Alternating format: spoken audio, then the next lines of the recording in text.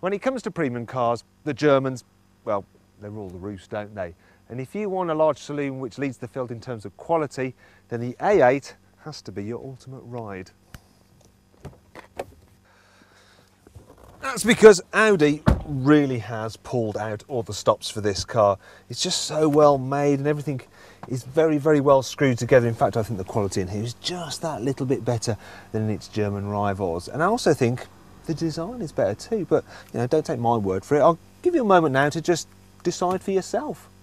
Once again, Audi's stylists have created an interior which feels mature and contemporary all at the same time. It really is first class in here, with lovely little touches everywhere, such as the cool looking selector for the standard fit 8-speed automatic gearbox. Well then, what did you think of that? It's pretty nice, isn't it? And when you're looking around, you probably notice this feature here. It's a little pad and it lets you write letters directly into the sat-nav, so you don't have to use the swivel wheel. And even if you're pretty rubbish at writing with your left hand, as you can tell, it still recognises it. Now that system, that's standard on all A8s, so too is that lovely big screen and satellite navigation. You get things like electric leather seats. In fact, there's so much equipment on this car, way too much actually for me to mention. And as with every Audi, there's also loads of options, but one I particularly like is the Bang & Olufsen stereo, because not only does it sound fantastic, it has the best tweeters in the world. Do you know what? I think that's worth the £6 asking price alone.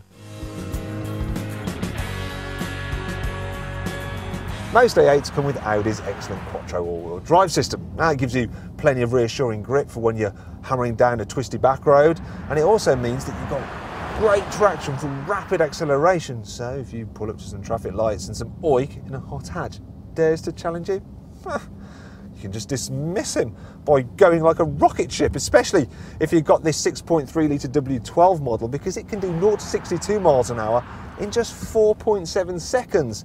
That said, all of the engines are pretty quick actually, even the entry-level 3 litre diesel. And if you go for that in one of the front-wheel drive cars, it'll return 47 miles per gallon. As you'd imagine, this car is very nice to drive. You've got double glazing on the window, so it's always supremely quiet in here. You can also set up the car's driving experience to suit your individual needs. And I've got the engine and gearbox in dynamic mode for a fast throttle response, and so the car holds onto its gears for longer. The steering is in automatic mode, so most of the time it's nice and light, but when you're going faster, it weights up. And the air suspension, well, of course, yes, I've got that in comfort mode, so it just wafts about.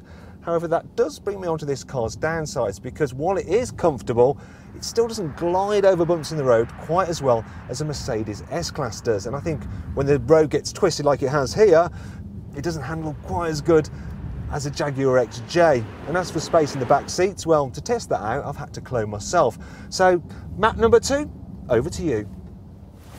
Sorry about that, I was just watching some old car bar reviews on the optional rear entertainment system. Actually very good, you know, you should check them out.